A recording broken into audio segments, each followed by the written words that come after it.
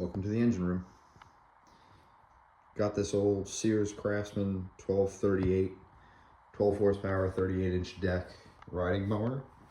I've had it for probably 10 years. It ran a long time ago. It was in really good shape. Then it sat outside for a while, had some, sat outside for a while, the battery died, and then there was an issue with the deck. I welded one of the brackets, and it's been sitting for a while. It probably hasn't run in the past 5 years at the very least. So got it in the garage, got the deck off it, gonna give it some love. It's got a new spindle on that one side, or relatively new. It's probably 6 years old now, but the other one spins good. They both spin pretty well. It's got two different blades for some reason. It's got I believe a mulching blade on the one side and a flat blade on the other, but I'm probably gonna get a set of mulching blades for it if I can get it running and get it nice, which I will. It's not in bad shape. I'm gonna go through the whole thing.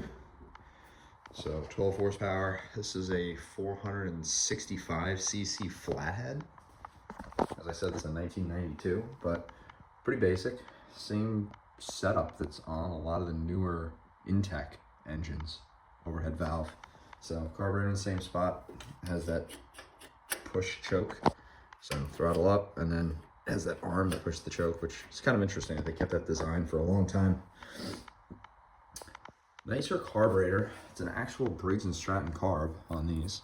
On the newer ones, I'm not 100% sure what brand they are, but this one has the Briggs & Stratton logo. And it actually has a low speed adjustment, which is kind of nice. So I'll do a rebuild of that, boil it out, maybe get a rebuild kit. But the rest of it's in pretty good shape. It's just been sitting outside. So I'm gonna go through the whole thing, do an oil change, do the carburetor, check the electrical system. The seat's seen better days, which is a shame. Maybe I'll get a cover. They're kind of expensive. For some reason, these seats are like $100. Already pulled the battery box out. Have it over there. Battery's on charge. That's the top of the transmission. Shifter. It's got these turf tires from, I think they're original. They're kind of odd. They're fine. They're all leaking. They're dry rotted, but I got a set of tubes for the rears and the fronts, so I think I'm just gonna tube them. I don't want to spend too much money on tires. This one's really flat, well, they're all pretty flat, but not terrible. Oil's pretty clean. I'm just gonna dump it, refill it. Got to adjust the deck height adjustment because it was sagging really low. And it's a nice compact little tractor. It's really light. It's simple. And it's actually pretty comfortable. So should be good. Be able to do my lawn. Paint the deck probably. Pressure wash it. Get off any crusty stuff. I think you can see. Yeah, I welded this bracket back on a long time ago. It snapped off, rotted through. I don't know why it broke. I think I hit a big stump personally. I don't think it's actually that rotten. It's probably cutting grass that was way too long for this machine and ran into a tall stick or something of the like, and it's just not made for that. So we'll get her fixed up, get her running. I got the front tires off, and both of them have water in them. This one I already pulled. Originally I was just gonna pull them apart, or at least break the one bead, put a tube in it and put it back, but they're pretty wet. The valve stem out of this one also, I'm gonna break the beads. I'm gonna pull them completely off the rim and then clean up the inside. I actually have a tub of Meyer's tire lube, so I'll probably put that on the beads, make everything nice. I have the opportunity, so. Break this bead.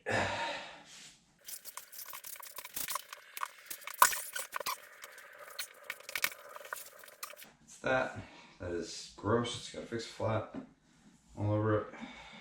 Yeah, some gloves.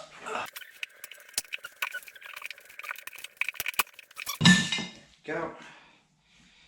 Not too bad.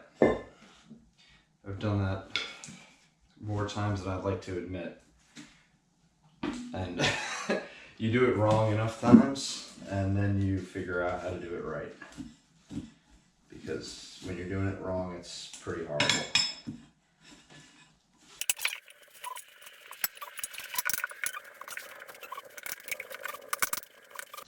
Beautiful. All right, so that's both out. This one is gross because they sat for a while flat, and the dry rot just made them, I guess they sat in mud and everything else. This one wasn't too bad of a fix flat, but it was still leaky. So I'm gonna wipe these down, and then I'll put the tubes in them, and they'll be ready to rock. Then I got the classic Murphy's tire and tube mounting compound. I was gonna use talc, but because they're wet, the inside is wet, I don't want to put on. So this will be perfect. It'll be more than sufficient. Still got a ton of it because I used maybe an inch off the top, and I used a ton of it for a set of 48-inch tractor tires that I did. So I always pull the valve stem out, the valve stem tool.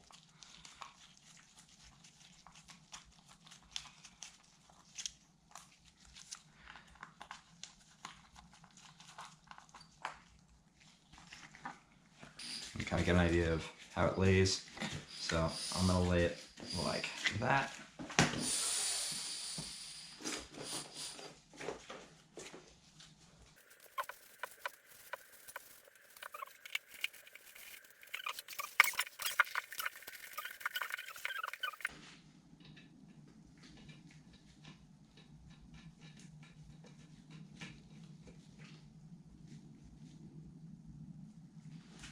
That's my little trick. Throw either a valve stem seeder, or this is just a valve thread cleaner, but at least it gives you something that makes it so that way it can't pull back into the tire while you're trying to get the tire on. So, especially here, I like to put the pressure on the rim from the opposite direction of the valve stem. That way you don't force it down. Let me put the tire back on. I might be able to do this by hand. Come on. Oh, beautiful. No screwdrivers, no nothing. A valve stem right there. Cool. Okay, number 2.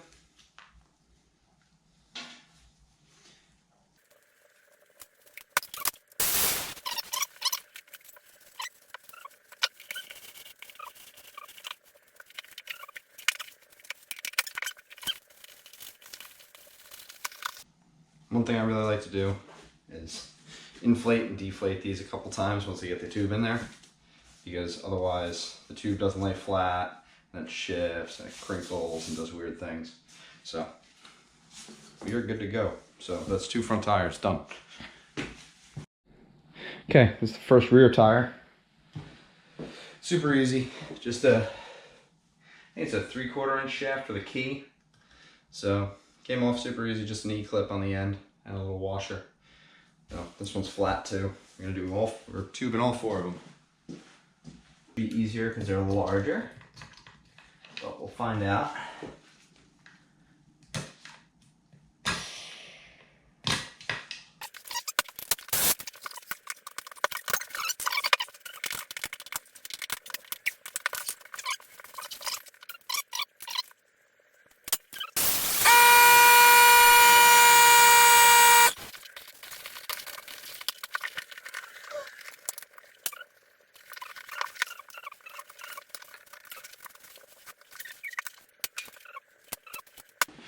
All right, this one, last one, has fix and flat in it.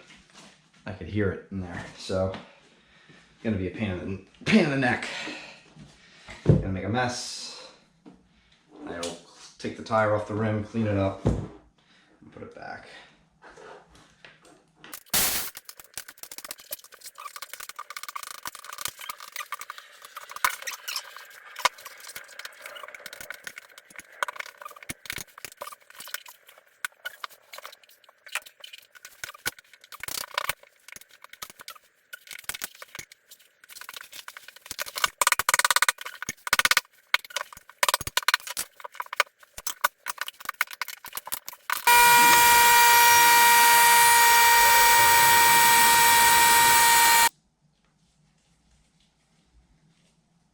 set, 404.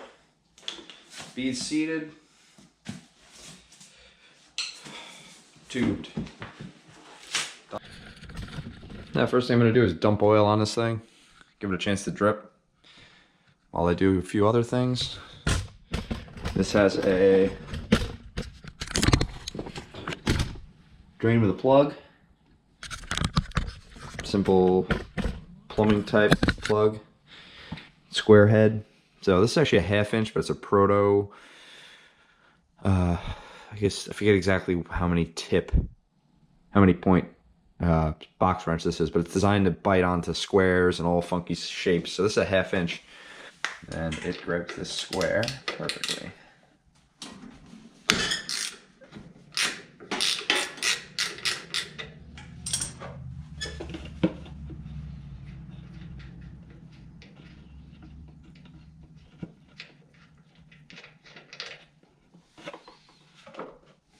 Let that drain for a while.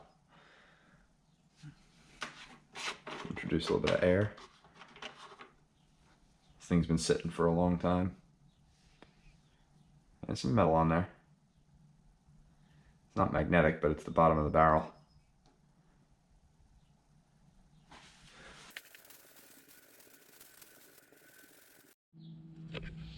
So I have this deck off.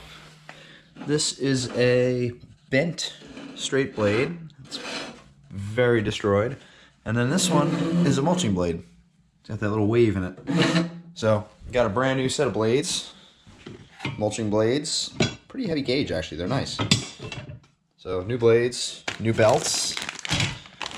This is a kit. Came with a carburetor, air cleaner, spark plug. All Chinese, but should be fine. I'm going to check everything and see. But at least the air cleaner and the fuel line will be fresh. New carburetor, because I wasn't 100% sure if the original one, if I'm going to take it off and the seals are going to fall out of it. So we'll see. I'm going to see the condition of the original. If it's really bad, I'll just use the new Chinese one, or maybe I can make a good one out of the two, but we'll see. These are kind of, they're hit or miss, but we'll get there. The AMSOIL 1030, that's going to go back in it. What else? So I'm going to pressure wash this. Get all there's still some grass. This piece is bent. I got to bend it back up. I guess just from hitting rocks and stumps and all kinds of things that I was doing with it. So pressure wash this. Just give everything a cleaning and lubricate everything. But the idlers are pretty good. Everything seems to spin well. So just gonna do a quick cleaning. It'll be ready to go back on. This guy, I dumped the oil. It was sitting outside, so I'm going to pull the cover off now. Once the cover's off, I think that there's like a rat's nest in here, so I'm going to have the pressure washer out anyway. So I'll hit the deck, I'll hit the engine one more time, probably underneath here. I took this cover off. I'll probably pull the gas tank too so I can access it. There's nothing in it, but at least then I can get to down in there, spray all the gears and everything for the steering, and then I'll be ready to fill it back up with oil, put the new belts on. I have a new drive belt, new blade belt. I'll futz with the carburetor and take it from there. Now, what's really nice about this particular model is that the hood flips up nice and easy, but then it's got a set of clips and the whole thing comes off. So just that one plug for the lights and you got full access.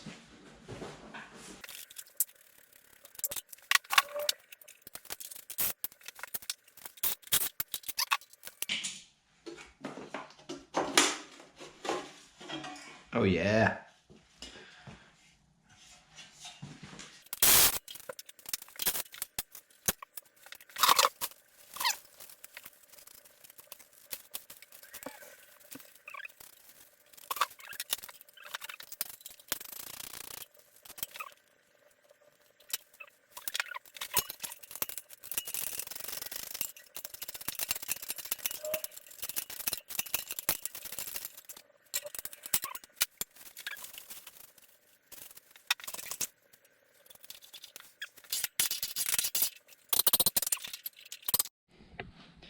Now this thing is packed with mouse house or mouse nest, rat's nest. So I'm gonna give this a good pressure washing. Gonna pressure wash in there where the gas tank was underneath. get that all nice and clean, get rid of all the grime, and then I'll probably lubricate all those little, grease up that rack and pinion for the steering. Pivot for the deck adjustment. Pivot for the blade engagement.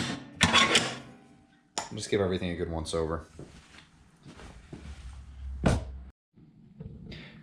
Okay, just gave this a quick pressure washing. All the mouse nonsense is gone, so we are clean. Got rid of all the grime too, anything that was left over on the engine. So all our cooling passages are nice and clear. So I'm gonna let this dry. I'm gonna give it a little bit of time. In the meantime, I'm gonna pull these blades off and put on the new ones, and then pretty much get this deck prepped to go back on as soon as I have this guy ready. So all I gotta do on this to be ready to put the deck back on is just the drive belt. So we'll do the deck first, get that prepped, do the drive belt, put the deck back on, and then I can start messing around with this engine, and hopefully by that time it'll be nice and dry. I'm gonna swap these blades. So just 9/16. That was loose already. Okay, that's one. Oh, it's not loose. Okay. That one came off easy. These are the star type. This one has some curve to it in multiple directions. I use this for like brush cutting. So this thing got a beating, and that's why this is mangled too. I'm gonna bend that back up. But anyways, old blades. To the side. This one is a different blade. She's a mulching blade. So it's got the curve to it. The idea is that it comes around, cuts, gets blown in, gets cut again. This kicks up, I guess, for airflow. But God knows when these were swapped, but they're two different blades.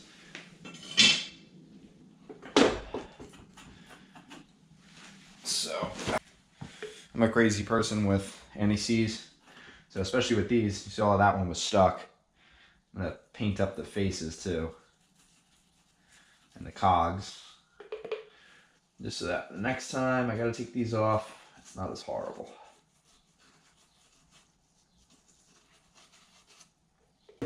Fine thread with a lock washer.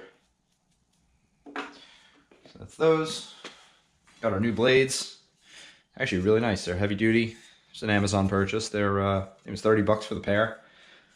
So with the mulching arms on them, they should be pretty good.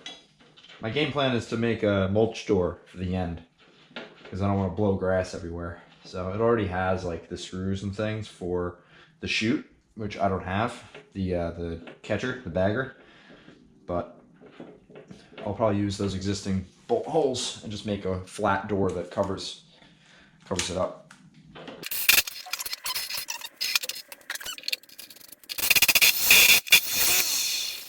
And then these are blade engagement. These bearings seem pretty good, these idlers. Okay, I got my new belt. It's a 1/2 by 90. I'll untangle it and put it on up.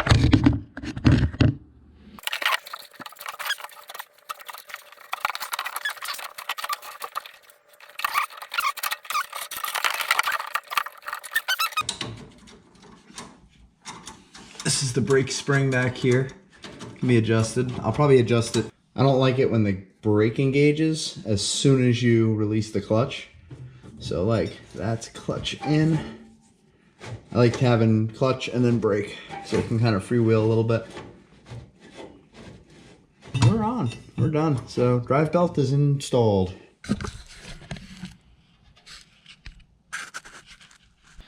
So blade belt is 1/2 by 88. Got a brand new one, and it even has the belt configuration on here, which is so cool.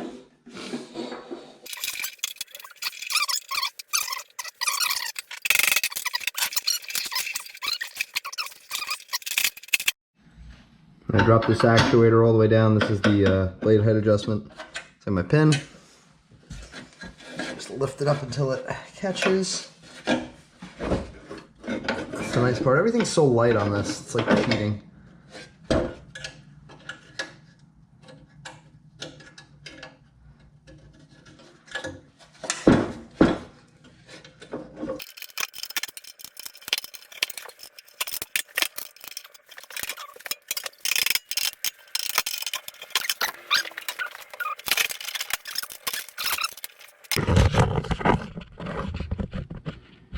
Okay, pulleys on, actuators on, lift arms are on.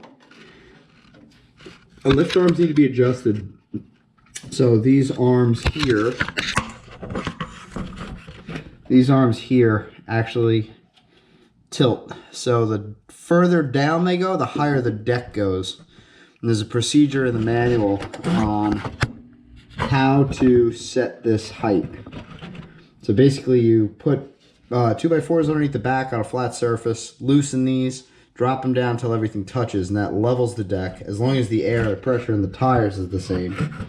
And then once the deck height on the rear is leveled, the front linkages that go right there and there get adjusted fore and aft. So the more they pull forward, the higher the deck comes.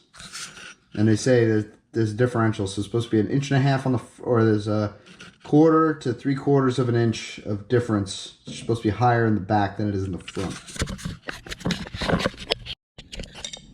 Okay, these are the front links for the mower deck. I'm gonna put them on now.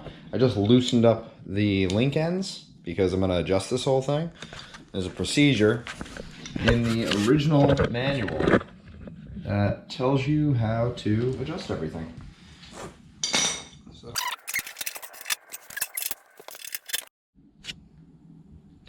Okay, first step in leveling out this deck is making sure that all the tire pressures are right. So, manual says 14 in the front, 10 in the rear. And a low pressure tire gauge. This one goes only up to 15. Let's see where we're at.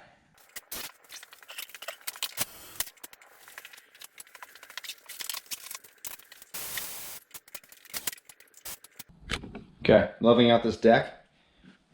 So the procedure is to tighten those up, the front linkages, enough to keep the front off the ground, and then lower it to the lowest setting and put a 2x4 or something that's an 1.5 inch spacer under either side. So they say right behind the spindle. So I got one on that side and one on the other.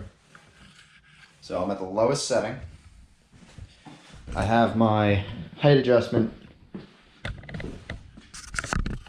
I have my height adjusters loose enough. So that will get, basically you take these and you pull, once it's set like this, you pull them all the way down, and then because it teeters, it'll actually make it go higher afterwards. So, but that sets your level left to right. And once it's level left to right, then that's your settings on the sides. Once that's set, then with the front linkages, you set it so that the front is lower than the rear by, I want to say, I think it's about 3/4 of an inch. I'll double check, but that's the next setting. So first it's left to right, then it's, first you level it left to right, then you level it front to back. Okay, it's tight. I just hit it with the impact just to get them to where they need to be. Tight. That way they don't shift on me. And there's carrot bolt heads on the inside, so it's kind of nice. You don't have to hold back.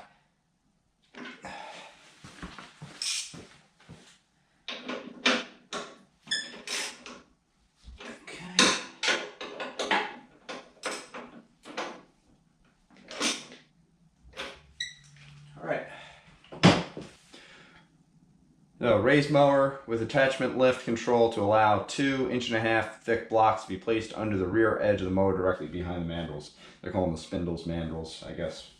Oh, they're mandrels. So, block of wood there, block of wood on the other side, that's done. Lower the deck to its lowest height adjustment. So it's all the way down right now. On both sides of the tractor are loosened, but do not remove the fasteners securing the adjustable pivots. So loosen those, pull down firmly on suspension arm to remove any slack from the pivot. While holding it, tighten it up. Repeat procedure on other side of the tractor. Raise mower with attachment lift control and remove blocks from under mower. So that's leveled left to right. So now I can raise it up to its highest setting, and that is the highest setting. It's where it's supposed to be.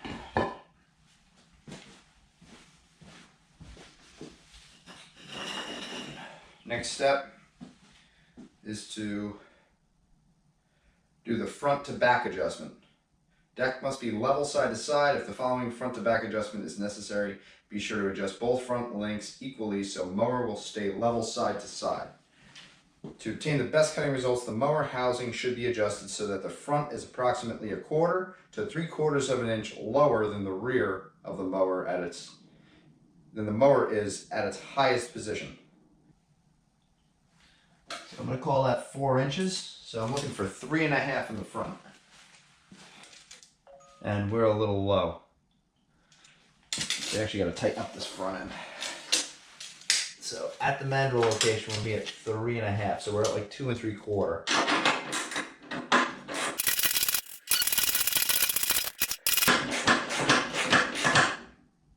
And 3.5. I'm about 3 5/8. 3.5. So I'm gonna tighten it up.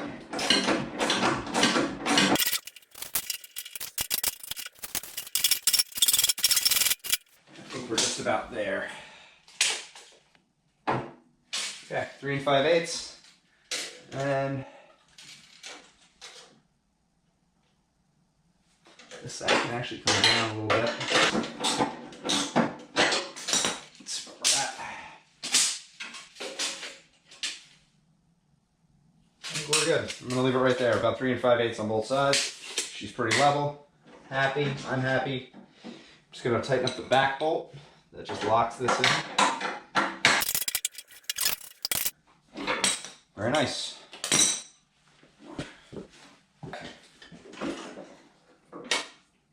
Nice and level.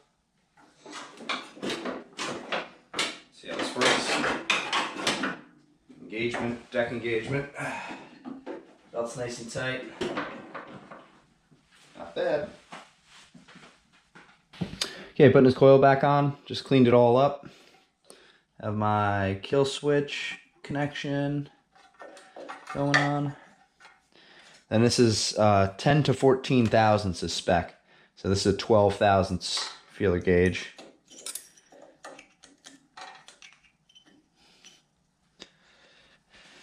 Gonna do a little red Loctite on those too.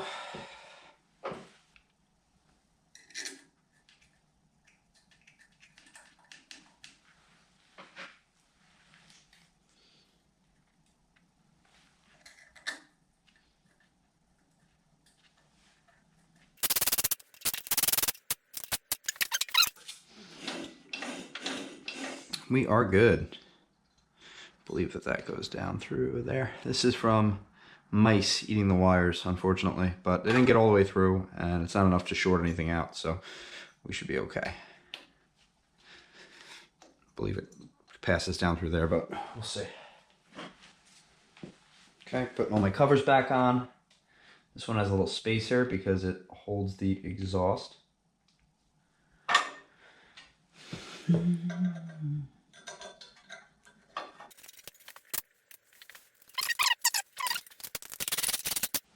Putting my cowling on. I'm going to leave this exposed because I want to be able to get to it with a with the socket, because right now I don't have a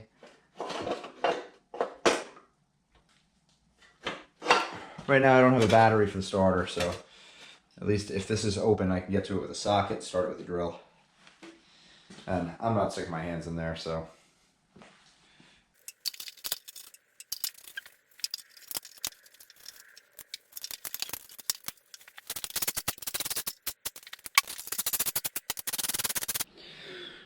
not bad for a Chinese carburetor. Chinese knockoff. There's that side, that side, that side. And it comes with new gaskets too, so a brand new carb.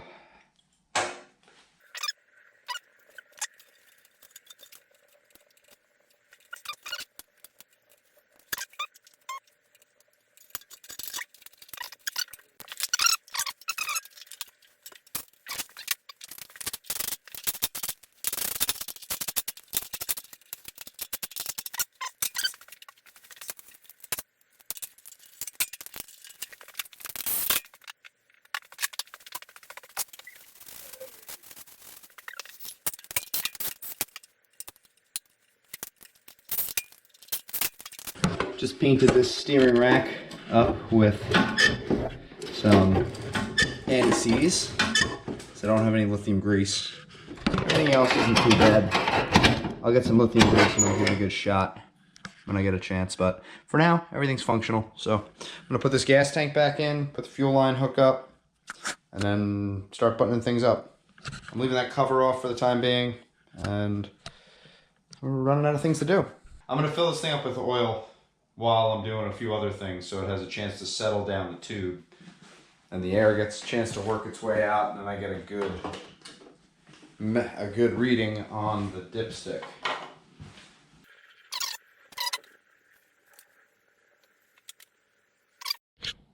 Okay, fuel tank is all geared up, fresh fuel line. So that's actually gonna snake. There's a little hole right over here that it snakes through nicely with chafing gear.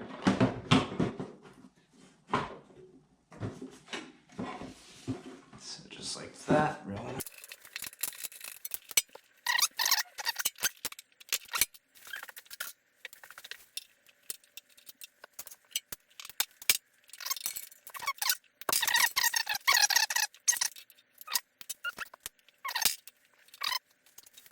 Check oil quick, see where we're at.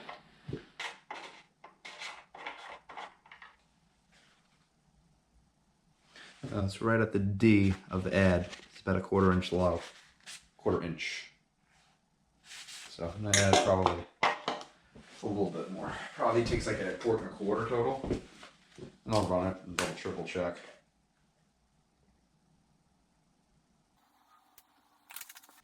Kit came with a spark plug. Spec for a gap is 30 thousandths. So just want to see where we're at. Oh wow, definitely small. I'll work it over to 30 thousandths. Perfect. Okay, so that's new plug. This is the original plug. Pretty carboned up, pretty worn. I'm gonna save it just in case the Chinese one fails, but it's a classic RJ19LM. These are in like every Briggs & Stratton engine.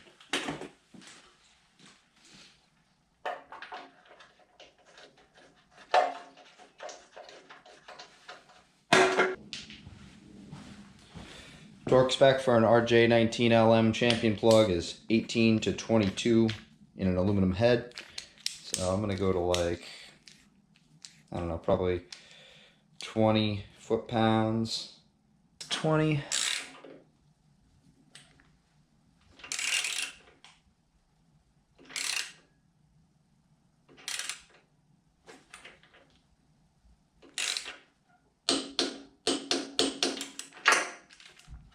I never used to torque spark plugs, but the crush ring is specific. It's supposed to crush just a certain amount for contact on the ground. So it's easy enough to do. Right there, it's right in the middle of the range. So it's got about 1/4 plus in there. I'll check it again after I run it for a little while and we'll see where we're at. Okay, just about buttoned up here. I think I'm out of things to do. This thing's dialed in. Oh, I have the one covering to put on. It goes inside here.